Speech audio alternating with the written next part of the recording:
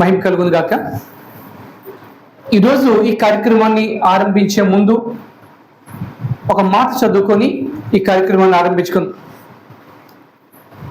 దేవుడు తన భక్తుల ద్వారా మన క్షేమార్థము కొన్ని మాటల్ని ఆయన పలుకుతూ ఉన్నాడు. అదేంటి అంటే యోహాను పత్రిక మూడో పత్రిక 2వ మాటని ఈరోజు మనం ప్రథమ వాక్యంగా తీసుకొని ఈ కార్యక్రమాన్ని ఆరంభించుకుందాం. అందులో మనల్ని సంబోధించడమే చాలా ఆప్యాయంగా ఆయన సంబోధిస్తూ ఏమంటున్నాడంటే, ప్రియుడా, నీ ఆత్మ వర్ధిల్లుచున్న ప్రకారం నీవు అన్ని విషయంలోనూ వర్ధిల్లుచు సౌఖ్యముగా ఉండాలని ప్రార్థించుచున్నాను అన్న మాట రాయబడుతుంది. ఇక్కడ 2 పదాలు కనబడుతున్నాయి, వర్ధిల్లడం అలాగే సౌఖ్యంగా ఉండడం. దేవుడు మనం అన్ని రంగాల్లో కూడా విస్తరించాలని, అభివృద్ధి పొందాలని, ఎదగాలని, తద్వారా సౌఖ్యంగా ఉండాలి అని ఆశిస్తూ ఉన్నవాడు. ఎందుకు అని మీరు అడగవచ్చు. ఇప్పుడే మన ఆరాధనలోని మన ప్రభా చెప్పిన మాటలు ఒకసారి జ్ఞాపకం చేసుకుంటే చూడండి అవి ఎలా ఉంటున్నాయో. అది ఆయన వాత్సల్యత ఎడతెగక నిలుచున్నది కనుక మనం నిర్మూలము కాకుండా, ఆయన వాత్సల్యతను బట్టి మనం అభివృద్ధి చెందాలని, మనం సౌఖ్యంగా ఉండాలని, అన్ని రంగాల్లో విస్తరించాలని ఆయన కోరుకుంటూ ఉన్నాడు.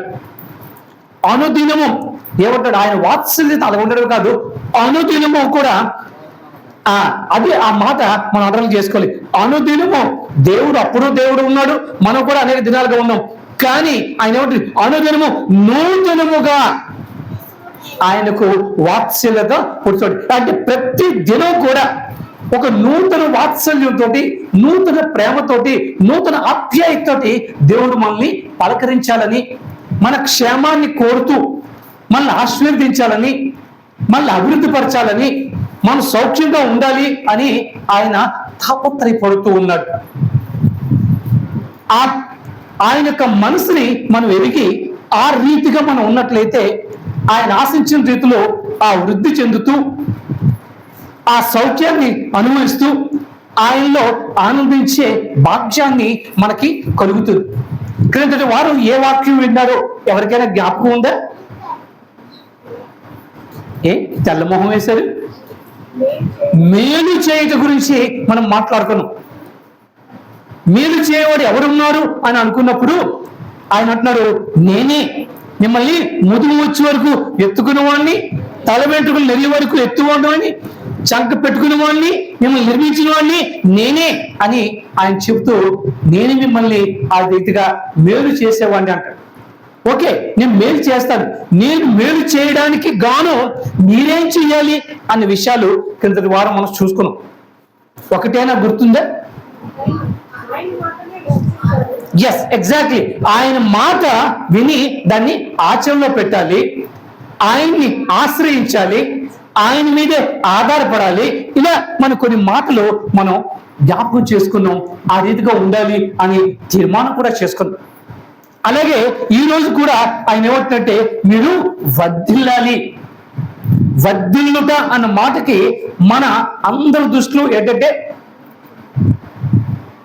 సమృద్ధిగా, ఏ లోటు లేకుండా, పాడి పంట, బ్యాంక్ బ్యాలెన్స్ అన్నిటితోటి సమృద్ధిగా మనం ఉండాలి, దినదినము కూడా వర్ధిల్లాలి అని మనం ఆశపడుతున్నాం. బెస్ట్, మంచిదే, నీకు కాదలేదు.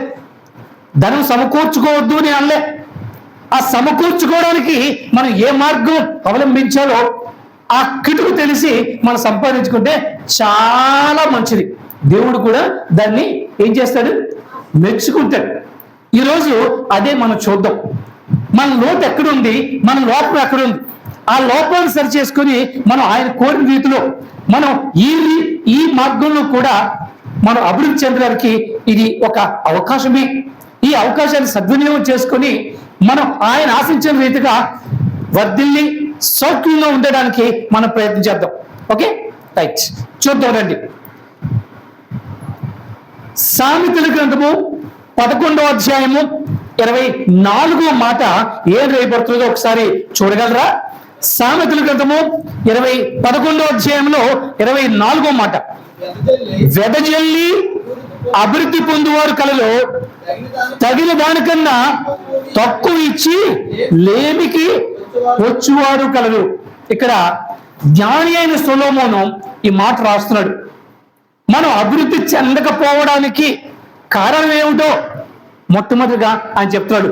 చాలా మంది వెదజల్లి అభివృద్ధి పొందుతారట, కొంతమంది తగిన దానికన్నా తక్కువ ఇచ్చి లేమికి, అంటే ఇక్కడ రెండు, చక్కగా ధారాళముగా మనం విత్తి మనం ఆశీర్వాదం పొందుకోవడం, లేదు పిసినారితనంగా మనం ఉండి తక్కువ ఇచ్చి మనం లేమికి వెళ్ళడం. ఈ రెండు విషయాలు ఇక్కడ కనబడుతున్నాయి. అందుకే ఇక్కడ అపోస్తలుడైన పౌలు 2వ కొరింథీయులకు రాసిన పత్రిక 9వ అధ్యాయంలో 6-7 వచనాలు చూసుకున్నప్పుడు ఆయన ఒక మాట అంటున్నాడు. చూడండి ఒకసారి. 2వ కొరింథీయులకు రాసిన పత్రిక 9వ అధ్యాయంలో 6-7 వచనాలు. కొంచెముగా విత్తువాడు కొంచెముగా పంట కోయను, సమృద్ధిగా విత్తువాడు సమృద్ధిగా పంట కోయను అని ఈ విషయమే చెప్పవచ్చును. సణుగు కొనుకయు బలవంతముగా కాకయు ప్రతి వాడును తన హృదయములో నిశ్చయించుకున్న ప్రకారము ఈవలను దేవుడు ఉత్సాహముగా ఇచ్చువారిని ప్రేమించును. చూసారా, చాలా చక్కటి మాటలు. ఇందాకలా వెదజల్లి అభివృద్ధి పొందువారు కలరు, తగిన దానికన్నా తక్కువ ఇచ్చి లేమికి వచ్చేవారు కలరు అన్నప్పుడు, అయితే మనలో ఎలా ఇవ్వాలి, ఎలా పొందుకోవాలి అని ఒక సందేహం కలిగితే వెంటనే ఆయన ఏం చెప్తుంటే, మనం ఎలా విత్తితే ఎలా పంట కోస్తాం. విస్తారంగా విత్తేవారు విస్తారమైన పంటని కోస్తారు, తక్కువగా విత్తేవారు తక్కువ పంటని కోస్తారు. ఆ విత్తడంలో కూడా విత్తడము అనే మాట అనుకుంటున్నప్పుడు మనందరం అనుకోవచ్చు వ్యవసాయం చేస్తున్నారు కదా పొలంలో విత్తడము, అదే ఇక్కడ విత్తనాన్ని ధనము కూడా అని చెప్తున్నాడు. మీరు కొద్దిగా విత్తితే కొద్దిగా పంట కోస్తారు, విస్తారంగా విత్తితే విస్తారమైన పంటని మీరు కోస్తారు అని చెప్పి ఆయన చెబుతూ ఉన్నాడు. ఆ ఇచ్చేది లేదు విత్తేది, ఆ విత్తేది కూడా ఎలా విత్తాలి అంటే సణుగు కొనకుండా బలవంతంగా కాకుండా నీ హృదయంలో నేను సంతోషంగా దేవునికి నేను ఇవ్వాలి విత్తాలి అని మనస్ఫూర్తిగా అనుకున్నప్పుడు అది ఫలిస్తుంది, ఆశీర్వదింపబడుతుంది అని చెప్పబడుతున్నది. ఇక ఇంకో మాట దీన్ని సపోర్ట్ చేస్తూ ఉన్న మరో మాట చూడండి.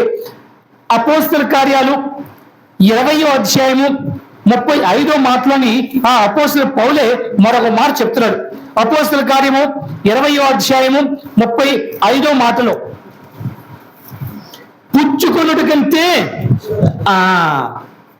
ఏమన్నాడైనా, పుచ్చుకొనుట కంటే ఇచ్చుట ధన్యము. మనం ఎప్పుడు కూడా మనకేమనుకుంటున్నాం, మనకి ఇవ్వాలి, మనకు రావాలి, మనకి ఇవ్వాలి, మనకు రావాలి, మనకి ఇవ్వాలి, మనకు రావాలి, ఎంతసేపు పొందుకుందామనే ఆశే. ఆ పొందుకోవడం ఏమంటాడంటే, నువ్వు పొందుకోవడం కంటే ఇవ్వడంలో ఉన్న ధన్యతే వేరు. మనకున్న ఏ తలాంతునైనా, మనకున్న ఏ యొక్క వస్తువునైనా నలుగురితో పంచుకుంటే ఆ సంతోషం వేరుగా, అవునా కాదు?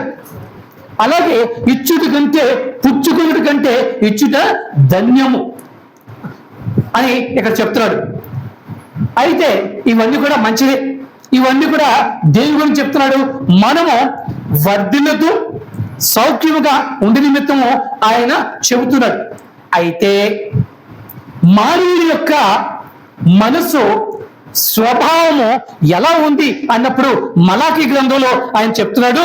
3వ అధ్యాయంలో 8 నుండి 10 వచనాలు మనం చూసుకున్నప్పుడు, మలాకీ గ్రంథము 3వ అధ్యాయంలో 8 నుండి 10 వచనాలు మనం చూసుకున్నట్లయితే ఆయన నిందిస్తూ ఉన్నాడు మనల్ని.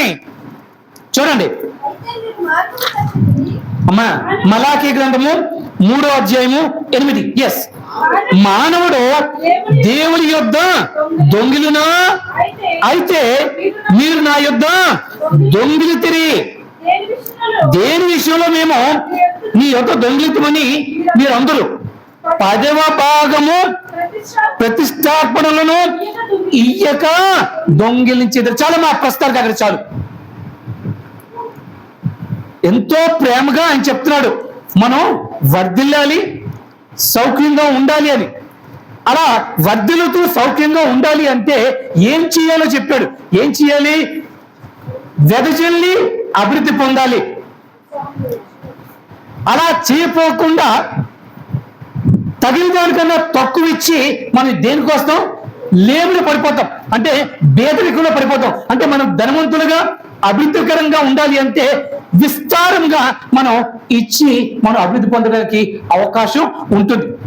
ఆ ఇచ్చేది కూడా ఎలా ఇవ్వాలి అంటే ఆయన ఏమంటుందంటే ప్రేమతో, సనుగుకోకుండా, బలవంతంగా కాకుండా. ఎందుకంటే చాలా మంది విమర్శలు వస్తున్నాయి, అలాగే విశ్వాసంలో కూడా చాలా మందికి ఉంది, ఏంట్రా బాబు వీళ్ళు ప్రాణం తీసేస్తారు, ఎంతసేపు డబ్బులు తే తే తే తే తే తే అని. ఇది ఎవరి కోసం? బోధిస్తున్న వారి గురించి మాత్రం కాదు, దేవుని యొక్క లేఖనం చెబుతుంది. మీరు అభివృద్ధి పొందడానికి, మీరు సౌఖ్యంగా ఉండడానికి, మీరు క్షేమంగా ఉండడానికి, మీరు అందరికంటే నిన్నగా ఉండడం కొరకు మీరు చేయవలసిన కార్యము. కానీ మనం ఏం చేస్తున్నాం? మనం దేవుని దగ్గరే దొంగలంగా ఉంటూ ఉన్నాం, దేవుని దృష్టిలోనే దొంగలుగా ఉంటున్నాం. దొంగలకి శిక్ష ఉంటుందా, బహుమానం ఉంటుందా? అంతమించి నేను వేరే చెప్పక్కర్లేదుగా. బైబిల్ ప్రకారం ఇప్పుడు మనం అసలు విషయాలు కాదు, బైబిల్ ప్రకారం ఇవ్వడం అనేది ఎలా ఉండాలంటే సంతోషంగా, ఉదారంగా మరియు దేవునిపై విశ్వాసంతో చేయవలసిన ప్రక్రియ. ఎలాగా? సంతోషంతో ఒకటి, ఉదారంగా ఒకటి, అలాగే నా దేవుడు చెప్పాడు, ఆయన మీద నాకు విశ్వాసం ఉంది. ఆయన ఇందాక మన విలాప గ్రంథంలో మనం ఏం చూసాం, అది 3వ అధ్యాయం ఆ వచనంలో ఆయన ఎంతైనా ఆయన నమ్మదగిన వారు కాబట్టి నమ్మదగిన వారి మీద మనం విశ్వాసం ఉంచుతాంగా. కాబట్టి ఆయన యందు విశ్వాసంతో మనం ఈ కార్యం చేస్తే ఇది చేయవలసిన కార్యం, మనందరూ కూడా ఈ విధంగా చెయ్యాలి అనే కార్యం చెప్పబడుతుంది. ఇచ్చుట ద్వారా ఏమవుతుందో తెలుసా? ఏమనుకుంటున్నారు? ఇచ్చేస్తే ఖాళీ అయిపోతుంది అని అనుకుంటున్నారేమో. ఇచ్చుట ద్వారా ఆశీర్వాదం వస్తుంది.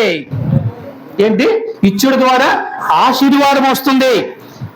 అయితే చాలా మంది పిసినారులై ఇవ్వకుండా వారు ఏమవుతున్నారంటే ఎదగడానికి వారి మార్గాన్ని వాళ్ళే మూసేసుకుంటున్నారు.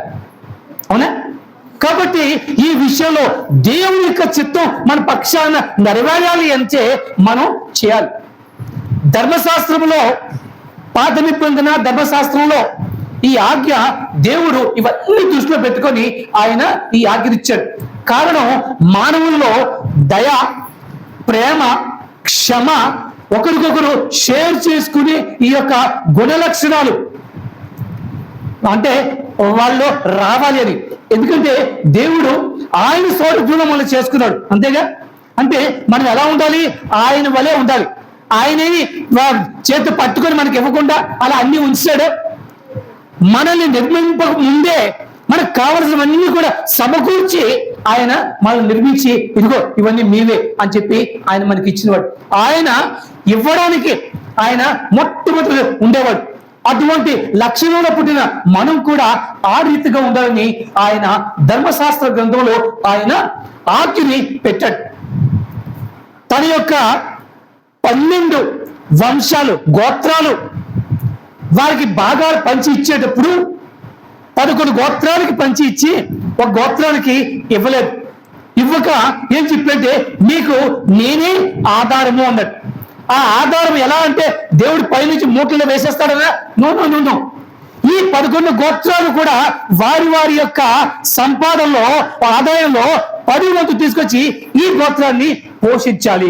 ఈ గోత్రం యొక్క పని ఏమిటంటే దేవుని ధర్మశాస్త్రాన్ని వారికి బోధించడమే. అంటే దేవుని పని చేసే వారిని పోషించే బాధ్యత బోధ వింటున్న వారిది అనేది దేవుడు చెప్పకనే చెబుతూ ఉన్నాడు. కాబట్టి దేవుని వాక్యాన్ని, దేవుని యొక్క ధర్మశాస్త్రాన్ని బోధించే వారికి మిగతా వారు వారి యొక్క భాగాన్ని ఇవ్వాలి. ఎందుకు ఇవ్వాలంటే అది ఏమన్నాడు, మీరు నా సొత్తు, లేవీయులు నా సొత్తు అన్నాడు. కాబట్టి ఈ యొక్క 10వ భాగము ఎవరిదంటే దేవుడిది. దేవుని యొక్క సొమ్ము దేవునికి ఇవ్వకుండా ఉండడం అంటే మనం దొంగిలించేట్టుగా. ఓకే, ఇది పాత నిబంధన గ్రంథంలో ఉన్నటువంటిది. అంతేకాదు పాత నిబంధన గ్రంథంలో మనం అనుకుంటూ ఉంటాం దశంభాగము అని. దేవుని యొక్క ధర్మశాస్త్రంలో ఆయన ఏమంటున్నంటే మీ యొక్క సంపాదనలో, మీ యొక్క ఆదాయంలో, మీ యొక్క కష్టంలో 10వ వంతు నాది. ఎవరిది? దేవుడిది. అది నేను సంపాదించానని నేనే. దేవుడు నీకు శక్తిని బట్టి, జ్ఞానం బట్టి, ఆయువు బట్టి, ఆయుష్ బట్టి నీవు సంపాదించుకోగలిగావు. అంటే దేవుని యొక్క కృప వల్ల సంపాదించుకోగలవు. కాబట్టి ఆ మొదటి 10 భాగము ఎవరిది? దేవుడిది. ఆ తరువాత నీవు ఇవ్వాలి. ఎవరికి ఇవ్వాలి? మందిరానికి, మందిర అభివృద్ధికి నీవు నీ యొక్క సంపదలో నువ్వు 10వ భాగం ఇవ్వాలి. ఇది కాకుండా బేదలని కరుణించడానికి, నీలో దయ క్షమ ఉండి వారి మీద ప్రేమ చూపడానికి వారికి నీ సంపాదనలో మరొక 3% వారికి ఇవ్వాలి. ఇప్పుడు చెప్పండి ఎంత అయింది? దేవుని యొక్క ఆజ్ఞ ప్రకారం 10, 3.3 23.3% దేవుడు ఆజ్ఞ ఇచ్చాడు. ఇది ఆబ్లిగేషన్ కాదు. It's not an obligation, it's a commandment. ఈ రీతిగా ఎవరైతే చేస్తారో వారిని బాగా ఆశీర్వదిస్తాడు. ఇది ధర్మశాస్త్రం. అయితే ధర్మశాస్త్రం లేక ముందు, అంటే ధర్మశాస్త్రం రాకముందు ఈ పని ఉందా, ఈ కార్యం ఉందా అని మీరు అడగొచ్చు. ఎస్, ఉన్నది. ఆదికాండము 18వ అధ్యాయాన్ని మనం చూసుకున్నట్లయితే, 14వ అధ్యాయాన్ని మనం చూసుకున్నట్లయితే అబ్రహాము విషయాన్ని మనం ధ్యానం చేస్తే అక్కడ మనకి కనబడుతూ ఉంటుంది. ఏమిటంటే మీరు ఇప్పుడు చదవక్కర్లేదు, అవన్నీ కూడా మనం తర్వాత చూసుకోవచ్చు. కొంతమంది రాజులు సొదొమ గొమొర్రాలను ఆక్యుపై చేసి ఆక్రమించుకున్నప్పుడు ఆ యొక్క ఆక్రమణ సమయంలో లోతుని కూడా వారు బంధించి తీసుకెళ్లిపోయినప్పుడు అబ్రహాము తనకు తానుగా తన సైన్యాన్ని తీసుకుని ఆ రాజుల్ని ఓడించి తన బిడ్డలైనటువంటి ఆ లోతుని వారిని విడిపించుకొని తిరిగి వస్తున్నప్పుడు షాలేము రాజు అయినటువంటి మెల్కీసెదెకు ఆయనకి ఎదురయ్యి ఆయన్ని ఆశీర్వదిస్తాడు. ఏంటి?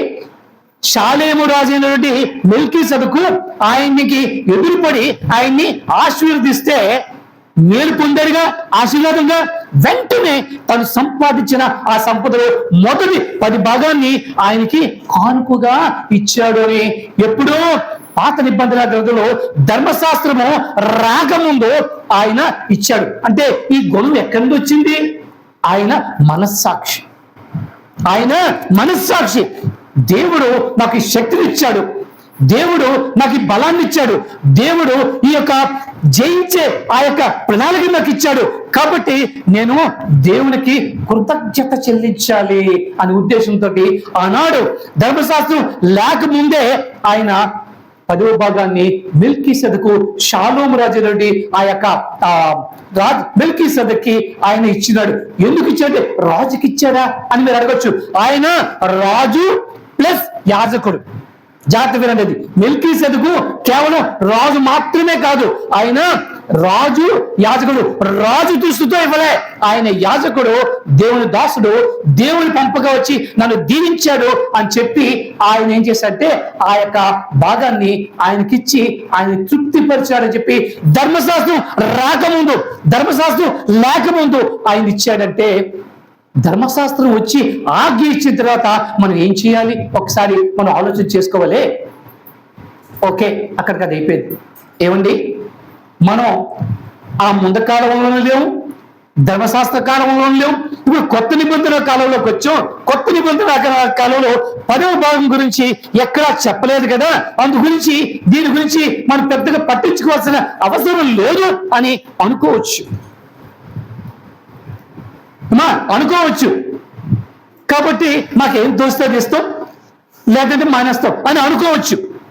మత్తయి సువార్త 23వ అధ్యాయం 23వ వచనం చూసుకున్నప్పుడు మత్తయి సువార్త 23వ అధ్యాయంలో 23వ వచనం చూసుకున్నప్పుడు యేసు ప్రభు సద్దూకయ్యులు పరిసయ్యులతోటి మాట్లాడుతున్న మాటలు అక్కడ ఒకసారి చూడండి. అయ్యో వేషధారులారా, శాస్త్రులారా, పరిసయ్యులారా, మీరు చెప్పమ్మా చదువు. మీరు పుదీనాలోను, సోపులోను, జీలకర్రలోను 10వ వంతు చెల్లించి ధర్మశాస్త్రములో ప్రధానమైన విషయములను అనగా న్యాయమును, కనికరమును, విశ్వాసమును విడిచిపెట్టి వాటిని మానక వీటిని చేయవలసి ఉండను.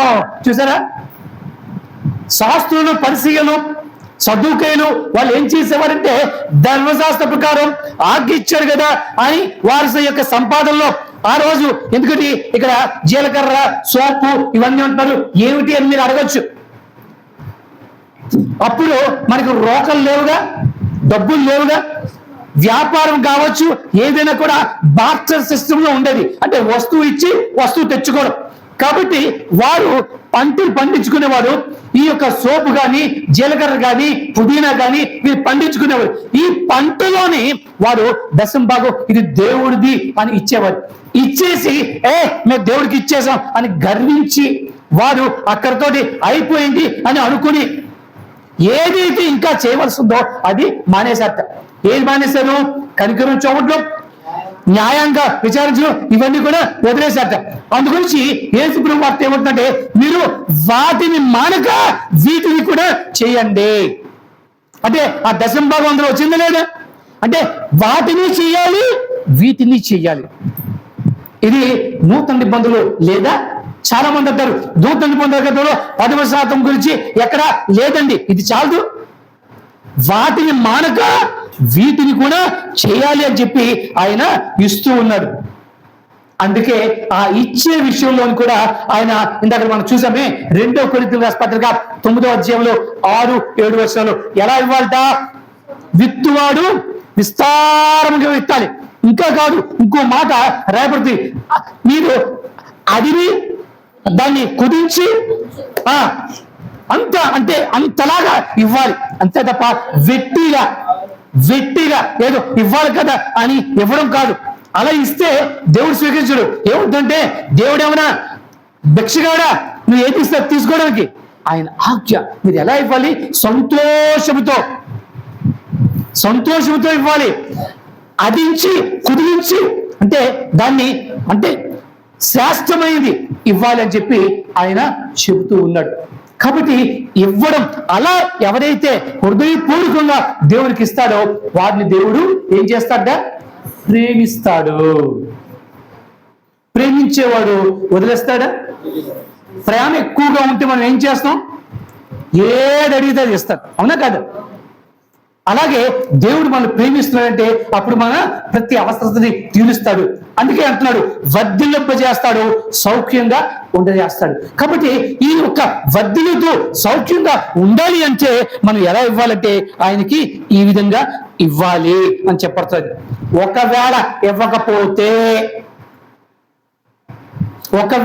ఇవ్వకపోతే మీరు దొంగలు. That's it. నేను అనలే ఆ మాట. ఎవరంటున్నారు? దేవుడే అంటాడు. ఎందుకంటే నీ సంపాదనలో కావచ్చు, నీ ఆదాయంలో కావచ్చు, నీ పాడి పంటలో కావచ్చు, ప్రతి దాంట్లో కూడా మొదటి భాగం ఎవరిది? దేవుడిది. దేవుని యొక్క మందిరానికి ఇచ్చి తీరాల్సిందే. That's it. ఇవ్వకపోతే వాళ్ళు ఎవరు? దొంగలు. దేవుడు దృష్టిలో దొంగల్ని దేవుడు సబాష్ భలే దొంగతనం చేస్తావు అని అంటాడా? ఏమంటాడు? బెత్తం పట్టుకుంటాడు. కాబట్టి అటువంటి స్థితి రాకుండా ఉండడానికి మనం చేయాలి. అలాగే మనం ఎదగాలి, వృద్ధి పొందాలి అంటే ఇచ్చేది కూడా ఎలాగో తెలుసా? హృదయపూర్వకముగా. ఎలాగా? ఇచ్చేస్తే నాకు కష్టం, ఇవ్వకపోతే రేపు పొద్దున్న ఇచ్చేస్తే ఎలా రేపు పొద్దున్న అని అనుకోవద్దు. ఏమన్నాడు? ఆకాశ పక్షులు చూడండి, అవి వాటిని పోషించే దేవుడు మిమ్మల్ని పోషించడే? దేవుని యందు నిజముగా భయము కలిగి భయభక్తులు కలిగి ఉన్నవారు ఎప్పుడైనా నష్టపోవడం కానీ కష్టపడ్డం కానీ ఎప్పుడైనా ఎవరైనా చూసారా? కరువులో ఇబ్బంది పడ్డం కానీ ఎప్పుడైనా చూసారా? లేదు, చరిత్రలో లేదు. నీ మీద అంతలా దృష్టి పెట్టే ఆ దేవుడికి నీవు ఆ విధంగా చేసినప్పుడు దేవుడు నిన్ను ప్రేమిస్తాడు. ప్రేమించి దేవుడు వదిలివేడు. లేని పక్షంలో దేవుడికి ఇవ్వాల్సింది ఇవ్వకుండా దేవుని దృష్టిలో దొంగలమే అయిపోయాం అనుకోండి, అప్పుడు మన పరిస్థితి ఎలా ఉంటుందో తెలుసా? చూడండి, హగ్గై పత్రిక, హగ్గై పుస్తకంలో 1వ అధ్యాయంలో 6వ వచనం ఒకసారి చూడండి. హగ్గై పుస్తకము 1వ అధ్యాయము 6వ వచనంలోని చదవండి.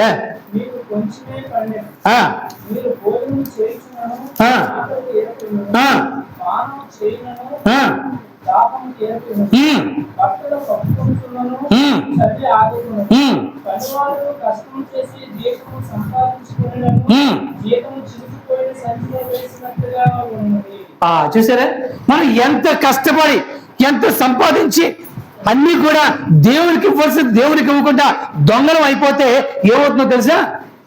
ఒక కన్నం గల సంచిలోని వేసినట్టే.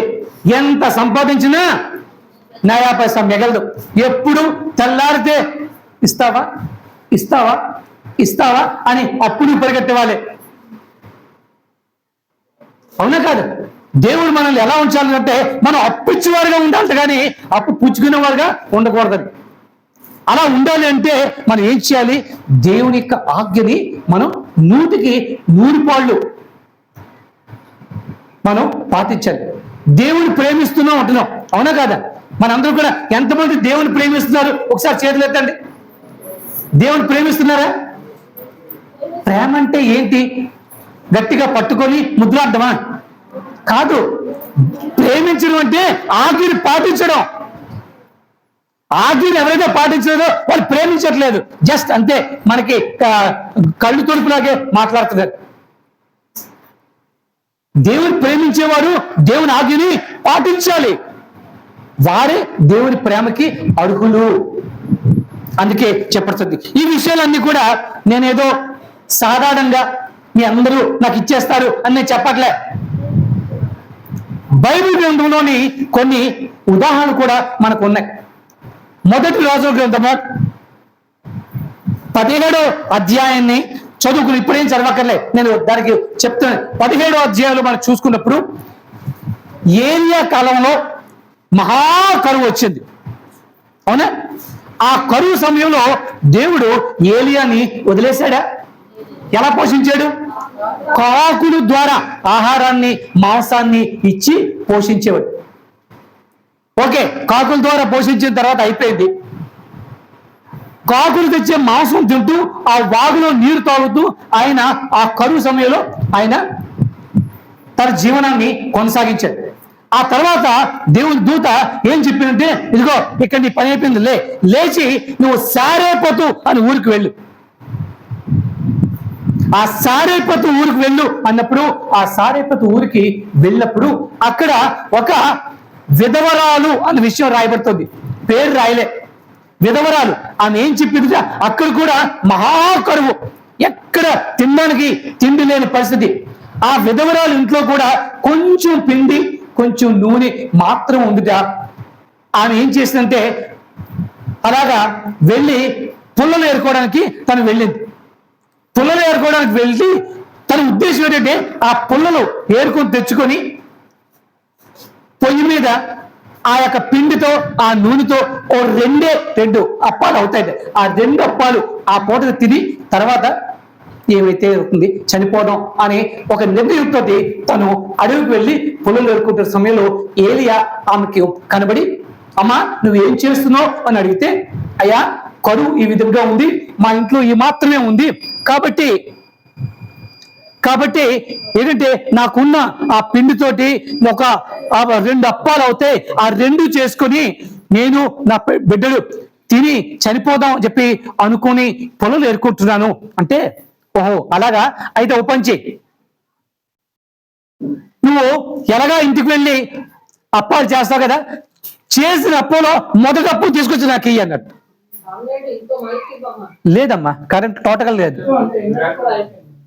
ఓకే, ఇంకా ఏంటి నాకు మొదటి అప్పాన్ని తీసుకొని ఇచ్చాను. ఆమె అయ్యా రెండు అప్పాలు అవుతాయా? 2 అప్పాల్లో ఒకటి నేను, ఒకటి నా కొడుకు తిని చనిపోవాలి అని అనుకున్నావు, కానీ నువ్వు అందులో అడుగుతుంటే ఎలా అని. అయినప్పటికీ కూడా తను వెళ్ళి 2 ముద్దలు చేయవలసిన ఆ యొక్క పిండిని 3 ముద్దలు చేసి ఒక అప్పాన్ని తీసుకొచ్చి ఆ దైవదాసుడికి పెట్టడం జరిగింది. దైవదాసుడు తిని ఆశీర్వదించాడు. ఆ ఆశీర్వాద ఫలితం ఏంటో తెలుసా? ఆ యొక్క ప్రాంతంలో కరువు ఉన్నంత కాలం కూడా ఆ గిన్నెలోని పిండే తరిగిపోలేదు, ఆ గిన్నెలో నూనె తిరగలేదు. అంటే దేవుడు ఆశీర్వదిస్తాడు. దేవుని యొక్క దాసునికి ఒక అప్పు ఇవ్వడం వల్ల, అందుకే దేవుడు దాసులని ఒక గ్లాసుడు నీళ్లు మీరు ఇచ్చినప్పుడు కూడా ఆ ఫలితాన్ని దేవుడు ఉంచుకోడు. ఏదో రూపంలో దేవుడు మీకు మేలు చేసి ఆయన మీ యొక్క అవసరతని తీరుస్తాడు. ఇక్కడ ఆ సారేపతి స్త్రీకి ఏమైందంటే, కరువు ఎన్నాళ్ళుందో, ఎన్నేళ్ళుందో అక్కడ రాయలే, కరువు ఉన్నంత కాలము కూడా ఏ లోటు లేకుండా దేవుడు సమృద్ధిని ఇచ్చాడట. ఇది ఏలియా సమయంలో జరిగినటువంటి మొదటి గ్రంథంలో సారేపతు అనే గ్రామంలో.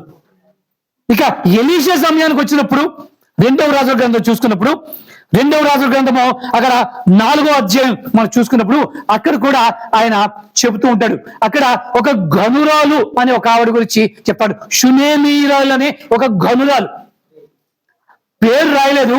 అంటే ఆవిడ ధనవంతురాలు, గనురాలు, మెండైన ఆవిడ, అంటే ధనవంతురాలు అనే విషయమే మనకు తెలుసు.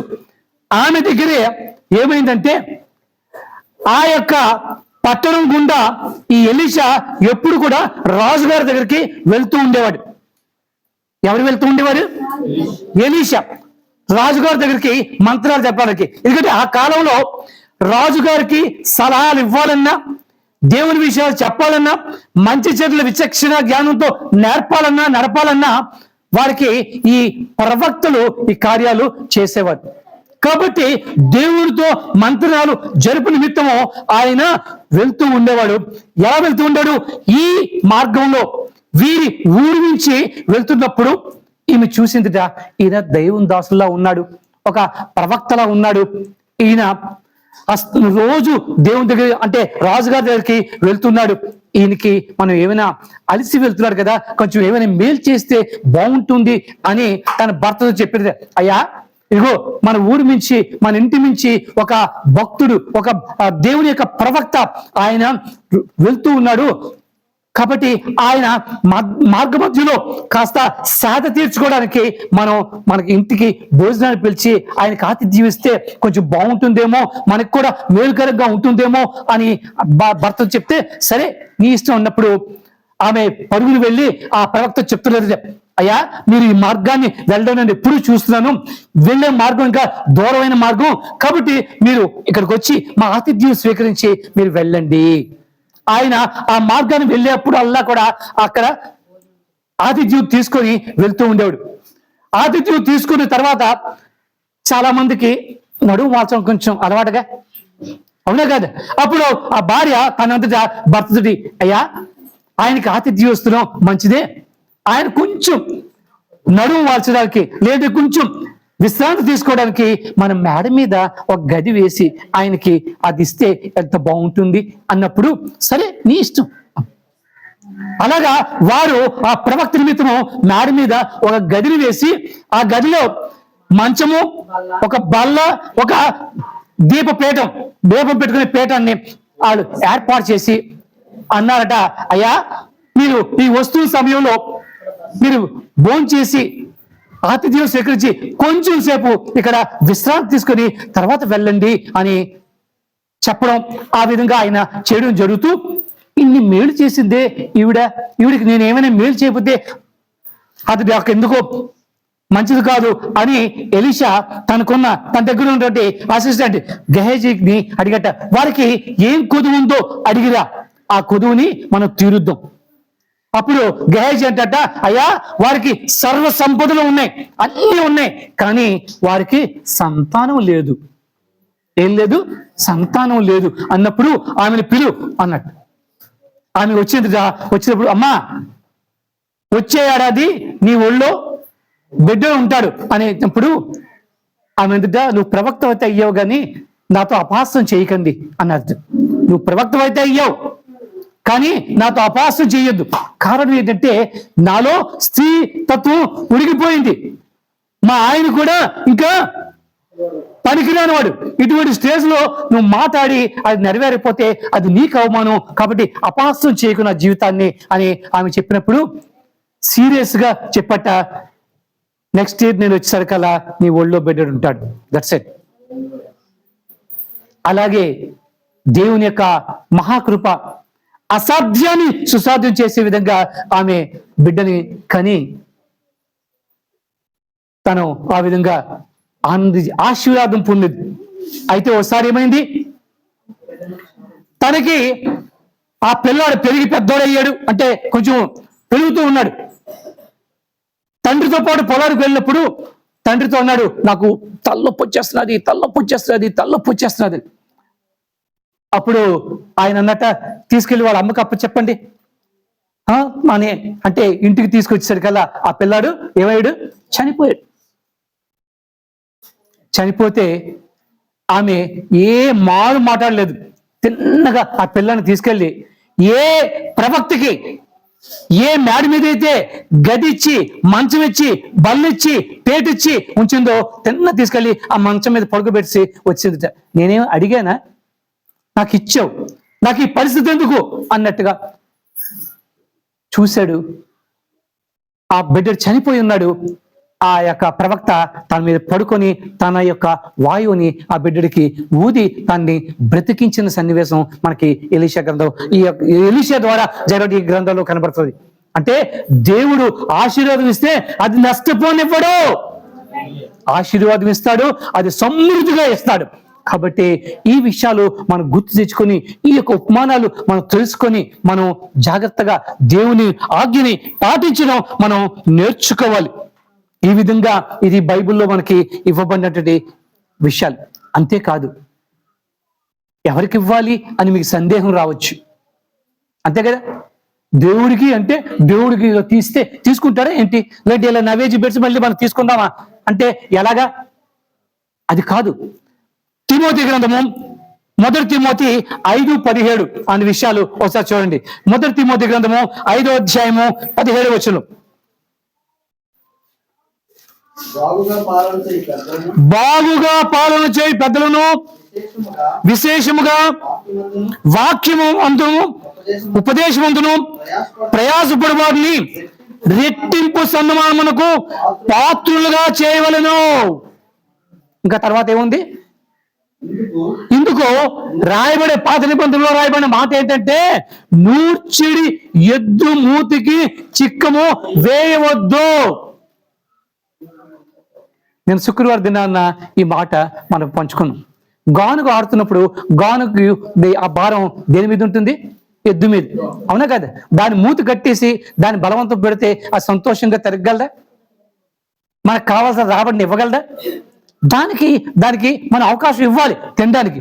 అది సంతోషంతో, బలంతో, యజమాని మీద ప్రేమతో ఇంకా నాకు కావాల్సిన ఇస్తున్నాడు చెప్పి ఇంకా సంతోషంగా పనిచేస్తుంది. అలాగే మీపై నాయకులు, మీపై ఉన్నవారు వారి బోధ యందును వాక్య వితరణ చేస్తున్నప్పుడు వారికి మీరు తగిన రెట్టింపు సన్మానంతో మీరు సన్మానించాలి. వారు దుఃఖముతో పనిచేస్తే అది మీకు శాపమే, ఆశీర్వాదం ఏమాత్రం కాదు. ఎందుకంటే చాలా మంది అనుకుంటుంటారు, ఎవర్రా ఈ పాస్టర్ ప్రాణం తీసేస్తున్నాడు, అస్తమానం ఇయ్యు ఇయ్యు ఇయ్యు ఇయ్యు ఇయ్యు అని తిట్టుకొని మీరు ఇచ్చారనుకోండి, అది మీకు శాపమే తప్ప అది మీకు ఏమాత్రం కూడా ఆశీర్వాదం కాదు కాదు కాదు. కాబట్టి దేవుడు కోరిన రీతిగా మనం వర్ధిల్లుచున్న ప్రకారం అన్నిటిలో వర్ధిల్లాలి, సౌఖ్యంగా ఉండాలి అంటే దేవుని యొక్క ఆజ్ఞని మనం పాటించి తీరాలి. ఆ ఆజ్ఞ ఈరోజు మనం ఏంటంటే మన ఎదుగుదలకి ఏది కారణమో ఆ విషయాన్ని చెప్పాను తప్ప నేను ఏదో డబ్బుల విషయాన్ని దృష్టిలో పెట్టుకొని మీతో మాట్లాడని చెప్పి నేను అనుకోదు. ఎందుకంటే ప్రతి వారు కూడా ఎదగాలన్నది దేవుని యొక్క ఉద్దేశం. ఒకసారి ఒక పెద్ద వ్యక్తి, మంచి దైవ సేవకుడు ఒక సంఘానికి వెళ్ళాడంట. ఓకే, సంఘానికి వెళ్ళినప్పుడు ఆ సంఘంలోని అందరూ కూడా నేల మీద కూర్చొని, చిన్న సంఘం, ఏదో పాక బీదరికంలో ఉన్నవారు అంత అలా పరిస్థితులు ఉన్నారు. దేవుని యొక్క వాక్యాన్ని దైవ సేవకుడు బోధిస్తున్నాడు. అప్పుడు ఆ వచ్చిన సేవకుడు అన్నట్ట, మీరు మీ సంఘానికి ఇవ్వడం గురించి ఎప్పుడు మీరు బోధించలేదా అని అడిగారంట. ఎందుకంటే మీ పరిస్థితి చూస్తుంటే నాకు అలా అనిపిస్తున్నది. లేదండి, వారే అసలు ఏదో రోజు కూలి చేసుకొని వారి పొట్ట వాళ్ళు పోషించుకుంటున్న ఈ పరిస్థితుల్లో ఉన్న వారికి వారి మీద భారం పెట్టి నేను ఏ విధంగా చెప్తాను, ఇది నేను చెప్పలేను కదా అని ఆయన అంటే, మీరు మీతో పాటు సంఘాన్ని కూడా మీరు మోసం చేసుకుంటూ ఉన్నారు. మీరు అది చెప్పి వారిలో ఆ ఉత్సాహం పుట్టించి వారు ఇచ్చేటట్టు వారు ప్రేరేపించండి, వారు ఆశీర్వదింపడతారు, వారితో మీరు కూడా ఆశీర్వదింపడతారు అని చెప్పిన తర్వాత ఆయన ఇచ్చుటలో బోధించిన తర్వాతి సంవత్సరం, ఆ పై సంవత్సరం వచ్చేసరికి మంచి బిల్డింగ్, బ్రహ్మాండమైన ఇది, ఇలాగే మంచి కుర్చీలతో నిగనిగలాడుతూ తెల్లటి వస్త్రాలతో ఆనందంగా ఉన్న ఆ సంఘం అంతా కూడా అభివృద్ధి చెందడం జరిగింది. ఇది వ్యక్తిగతంగా మన హృదయంలో పెట్టుకొని నేను ఆశ్రితంపడాలి, నేను అభివృద్ధి పొందాలి, నేను సౌఖ్యంగా ఉండాలి అంటే దేవునికి ఇచ్చి తీరాలి అనుకుంటూ ఉంటారు మీరు. ప్రతి ఆదివారం వస్తున్నాం కదండి, డబ్బాల కానుకలు వేస్తున్నాం కదండి, ఇచ్చాం కదండి, మేము దొంగలం కాదు కదండి అనొచ్చు. ఏం చెప్తున్నారు? తిమోతికి రాసిన పత్రికలో ఏం చెప్తున్నాడు? మీ మీద నాయకులుగా ఉండి మీ వాక్యాన్ని బోధిస్తున్న వారికి రెట్టింపు సన్మానం, అంటే వారిని పోషించే బాధ్యత మీదే అని విషయాన్ని కూడా ఆయన చెబుతూ, దాని ద్వారా మీరు ఏం చేస్తున్నారు? ఆశీర్వదింపడతారు. మీరు ఇచ్చేది దేవునికి ఇచ్చారు, దేవునికి మందిరానికి ఇవ్వాల్సింది మందిరానికి ఇవ్వవలసింది ఆయనకి ఇవ్వాలి. ఇవ్వకపోతే ఏమవుతుందంటే ఆజ్ఞని మీరు విస్మరించినట్టే. ఆజ్ఞ విస్మరించడమే ఆజ్ఞని ఆజ్ఞాతిక్రమమే. మనం ఇంకా ఆ పాపంలోనే ఉంటే ఎప్పుడు వర్ధిల్లుతాం, ఎప్పుడు సౌఖ్యంగా ఉంటాం. కాబట్టే నమ్మదగిన దేవుడైనటువంటి ఆయన అనుదినము కూడా నూతనంగా వాత్సల్యత పుట్టుతున్న ఆయన ఈరోజు వాత్సల్యంతో మనకి ఆయన చెబుతూ ఉన్నాడు, అయ్యా మీరు ఈ విధంగా చేయండి, మీరు ఆత్మలో వర్ధిల్లుతున్న ప్రకారం అన్ని విషయాల్లో కూడా వర్ధిల్లడానికి ఇది ఒక చక్కని అవకాశము అని ఇవ్వబడుతుంది. ఇంకా ఏమంటున్నారు తెలుసా? మలాకీ గ్రంథము 3వ అధ్యాయం 10వ వచనంలో, మీరు ఇచ్చి నన్ను శోధించండి. ఏమన్నాడు? మీరు ఇచ్చి నన్ను శోధించండి. దేవుడికి ఇచ్చి, అయ్యా నీకు ఇచ్చాం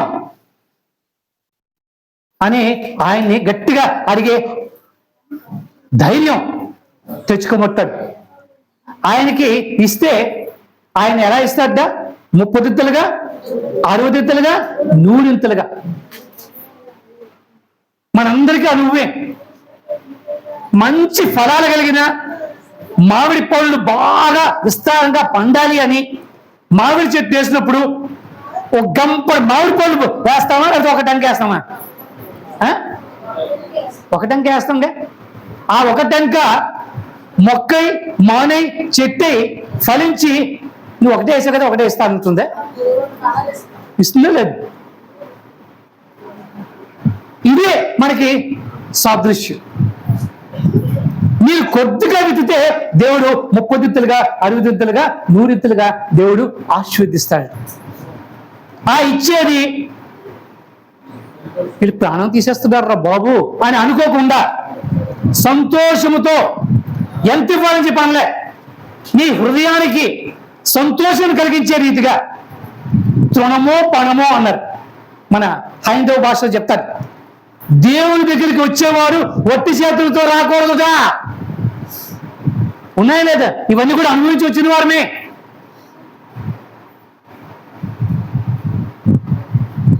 కాబట్టి ఈ రీతిగా మన అభివృద్ధి పొందడానికి దేవుడు ఒక చక్కని అవకాశాన్ని, మార్గాన్ని మనకు చూపించాడు. కిందటి వారం మేలు చేయడానికి మేలుల గురించి చెప్పాడు. ఆ మేలును పొందగలడు. ఆ మేలులో ఇది భాగమేనా కాదా? భాగమేనా? మనందరూ కూడా అభివృద్ధి చెందుతుంటే మనందరూ కూడా సంతోషించే వారమేనా, దుఃఖపడుతున్న వారమా? కాబట్టి ఎంతమందికి సంతోషం కావాలో, ఎంతమంది అభివృద్ధి చెందాలనుకుంటున్నారో, ఎంతమంది సౌఖ్యంగా ఉండాలనుకుంటున్నారో వారు ఈ రోజు నుండి ఈ పని చేయాలని నిర్ణయం తీసుకోండి. తర్వాత దేవుని శోధించండి. అప్పుడు ఆయన ఇవ్వకపోతే అడగండి. ఆయన అంటాడు, మీరు దేవుడికి ఇచ్చి ధారాళముగా ఇచ్చేవాడిని దేవుడు అభినందిస్తాడు. ఏం చేస్తాడు? శబాష్. దేవునితో శబాష్ అనిపించుకోవడం మంచిదా? హే పనికి మానలో అనిపించుకోవడం మంచిదే? ఆలోచించుకుందాం. ఇది మన అభివృద్ధికి, మన సౌఖ్యంగా ఉండడానికి, కేవలం ఆత్మలో మాత్రమే కాదు, మనం అన్ని విషయాల్లో కూడా అభివృద్ధి చెందేవారుగా ఉండాలన్నది దేవుని యొక్క అభిలాష. దాన్ని బట్టే దేవుని యొక్క దాసుని ద్వారా ఆయన ఈ మాటల్ని అనిపిస్తూ ఉన్నాడు. ఏమన్నాడు చూడండి ఒకసారి. చివరిగా మనం 3వ యోహాను పత్రిక 2వ మాట, ప్రియుడా నీ ఆత్మ వర్ధిల్లుచున్న ప్రకారము నీవు అన్ని అనేది కొంచెం అండర్లైన్ చేసుకోండి. ఏ విషయాల్లో? అన్ని విషయాల్లో. ఈ పని చేస్తే నీలో ఏం కలుగుతుందో తెలుసా? దయ కలుగుతుంది. బీదలకి కనికరించేవాడు దేవుడికి, అదే భలే చెప్తున్నారు మీరు. బీదల్ని కనుకరిస్తే ఎవరికి అప్పు ఇచ్చేవాడితే? అప్పు తీసుకునేవాడు మన పేక పట్టుకొని గుంజుతాం లేదా? అందుకే శోధించండి అన్నాడు. ఆయన ఇస్తాడు, అప్పు తీర్చేస్తాడు. మళ్ళా కాదు, ఎగవేయడానికి వడ్డీతో సహా ఇస్తాడు. కాబట్టి బీదల్ని కనికరించడం కూడా మనం నేర్చుకోవాల్సిన విషయం అని చెప్పడుతుంది. అందుకే ఆయన 3 భాగాలు పెట్టాడు. ఒకటి నాది, ఒకటి మందిరాంది, ఒకటి బీదలది. ఈ 3 కలిపితే 23.3. కానీ అది ఇవ్వడానికే మనం 10 సార్లు లెక్కేస్తాం. అవునా కాదు? జేబులో చేయి పెట్టి గలగల నడిచి తేలిగ్గా తీసి అప్పుడు వేస్తాం. అవునా కాదు? ఈ కుంచిత బుద్ధి, ఈ పిజ్నార్ బుద్ధి వదిలి ధారాళంగా ఇచ్చి దేవుని దగ్గర నుండి ధారాళంగా పొందుతాం. దేవుడి మాటల ద్వారా మనందరినీ కూడా దీవించి, బలపరిచి, అభివృద్ధిపరిచి సౌఖ్యముగా ఉంచునుగాక. దమ్మ హైమా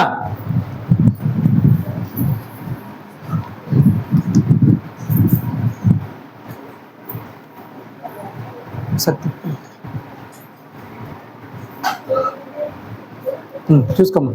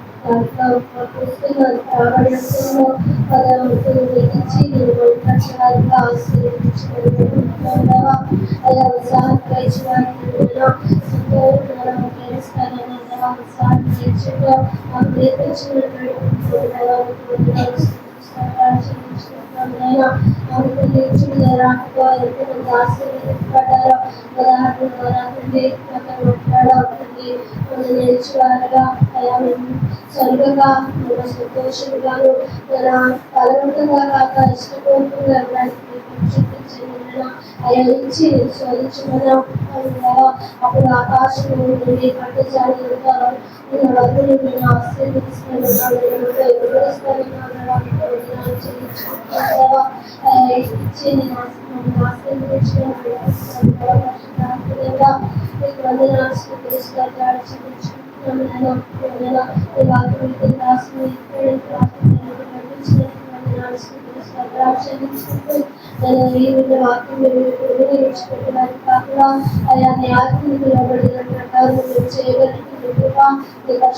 సహాయం కలిగిస్తారని